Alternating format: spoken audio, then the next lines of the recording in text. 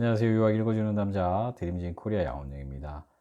대학을 진학할 때 좀 중요하게 생각되는 부분이 물론 대학에 대한 어떤 레퓨테이션이나 랭킹에 대한 부분들도 중요한 요소들입니다. 하지만 무엇보다 본인이 관심 있어 하는 전공을 어떤 걸 선택할 것인가도 되게 중요한 것 같아요. 특히 해외로 대학을 진학하는 경우에는 그 나라에서 일을 할 수 있는 잡 카테고리 중에서 어떤 분야들이 외국인에게도 취업의 기회를 부여하고 또 이 일자리에 대한 워크 퍼밋뿐만 아니라 롱텀 레지던스나 시티즌십으로 갈 수 있는 어떤 루트가 있는지 여부를 체크해 보는 건 굉장히 중요하다고 생각이 듭니다. 최근에 뉴질랜드 관련해서 이제 현지에 있는 대학교 관계자의 연락처를 좀 달라고 하셨던 분들은 어 SIT라고 하는 대학에 대한 관심이 있었는데요. 거기 그 담당자 분이 한국 분이시니까 이제 간호학에 대한 부분이나 아니면 매니지먼트 관련된 부분에 대해서 대학원 또는 대학을 진학하고자 하시는 분이셨고요. 또 다른 어떤 전공들을 관심 있는 분들도 연락을 주셨더랬습니다. 음. 무엇보다 중요한 건 본인이 이제 그 나라에 가서 단순하게 학업만 하고 들어올 것이냐, 아니면 그 나라에서 좀 더 취업이라든지 아니면 거기서 살아갈 수 있는 기회를 만드느냐에 대한 부분들이 조금 달라질 수 있는 것 같고요.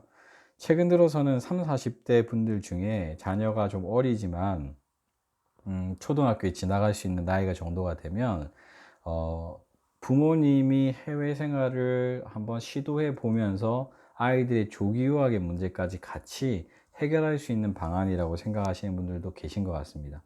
어떻게 보면 일석이조죠. 아이에겐 영어의 기회를 제공해 주면서 배울 수 있는 기회를 제공해 주면서 본인은 해외로 취업을 해서 그 나라의 시민권이나 영주권을 딸 수 있는 그런 기회를 노린다는 겁니다. 물론 이때 두 가지 정도의 위험 요소들은 있어요. 하나는 비용적으로 대학원을 다니거나 대학교를 다녀야 되는 학비에 대한 부분이 있고요. 가족을 동반했을 때는 가족이 함께 살아가는 생활비가 혼자만 유학을 갔을 때와는 좀 달리 좀 더 많이 든다라고 하는 겁니다.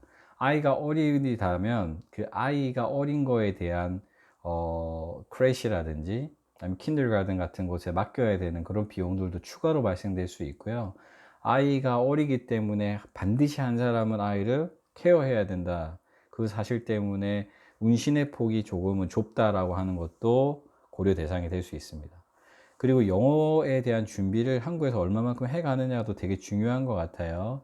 영어를 잘한다라고 하지만 지금 영어를 대학에서 수업을 듣고 리포트도 써야 되고 디베이트도 해야 되고 교수님과 상의도 해야 되는 어떤 충분한 실력들이 갖추어져 있지 않다면 그만큼 시간이 더 많이 걸린다거나 아니면 본인이 더 많이 노력해야 된다라고 하는 그런 부분들도 있을 수 있습니다.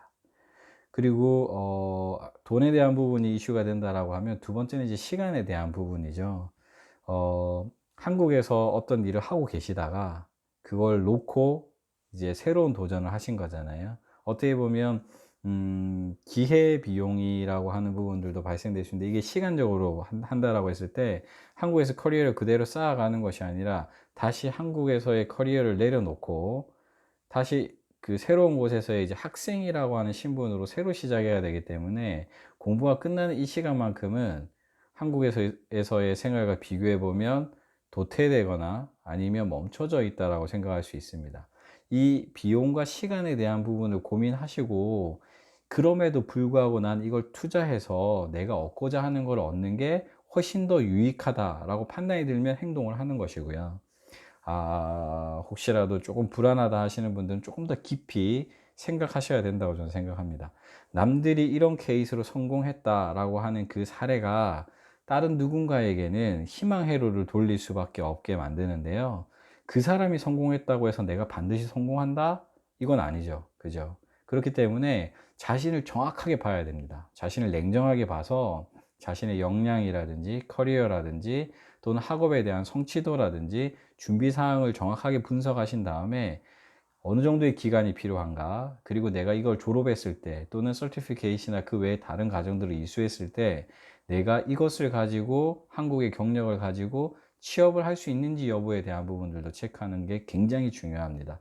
특히나 해외 같은 경우에 취업이 된다고 해서 이민이나 영주권으로 이게 이어지지 않는 나라들도 굉장히 많아요. 그렇기 때문에 여러분들이 가시고자 또는 진출하고자 하는 나라에 대한 이민법에 대한 부분들도 체크하시고, 취업과 대학원, 대학이라고 하는 유학 후 이민이라고 하는 제도도 같이 종합적으로 보시는 게 굉장히 중요합니다. 한국에선 된다라고 이야기를 들었는데 현지에 갔더니 안 된다라고 하면 그것에 대해서 그 이야기를 해준 누군가에게 블레임을 하기에는 시간과 돈이 이미 다 소진돼 버렸잖아요. 결국 선택은 본인의 몫입니다. 정보를 받는다 하더라도 더블 체크를 해야 되고, 현지에 있는 누군가에게 다시 한 번 더 확인도 해야 되고, 그 정부의 정책이 계속 변경될 텐데 그것에 대해서 민감하게 체크하실 것도 본인 당신의 몫입니다. 그렇기 때문에 유학 후 이민, 특히 가족을 동반해서 가시는 분들의 경우에는 굉장히 신중하게 결정하시기를 저는 원하고요. 아이가 너무 어린 경우에는 저는 이런 절차를 통해서 가시는 거를 조금은 말리고 싶은 것도 있어요. 제가 저희 아이가 아주 어릴 때 아일랜드로 갔었는데, 그러다 보니까 아까 말씀드렸던 운신의 폭에 대한 제한이 있었어요. 둘 다 공부하는 케이스였기 때문에 오전에 제가 공부하면 오후에는 아내가 공부를 해야 되고, 제가 일을 하러 가는 동안 아내는 혼자 독박 육아를 해야 되는 상황이었기 때문에 어느 때보다도 힘든 시기를 저희는 보냈다고 생각합니다. 물론 경제적인 여유가 있으신 경우에는 그런 것들을 커버할 수는 있을 거예요. 하지만 한국과 달리 다른 나라에서의 육아에 들어가는 비용이 비싸다라고 하는 것과 정부로부터 지원받는 것이 거의 없다라고 하면 본인이 스스로 리스폰시빌리티를 져야 된다는 거죠. 그 비용에 대한 책임을 다 져야 되는 거예요. 그렇기 때문에 한국에서의 아이를 양육하는 것과 해외에서 아이를 양육하는 것에 대한 차이가 분명히 있는 겁니다. 종합적으로 다시 정리를 한번 해보면, 해외 아이를 데리고 나가는 경우에는 반드시 어떤 경제적인 상황과 그리고 본인이 누릴 수 있는 기회, 그리고 얻게 되는 베네핏에 대해서 잘 분석하신 다음에 결정하시면 참 좋겠다라고 생각합니다. 해외로 나가서 유학하고 이민하는 것들이 여러분들에게 새로운 기회가 됨과 동시에 오히려 준비가 미흡하다면 인생에 있어서 위기가 될 수 있다라고 하는 것도 놓치지 않으셨으면 좋겠습니다. 이상 유학 읽어주는 남자 드림진 코리아 양훈영이었습니다. 감사합니다.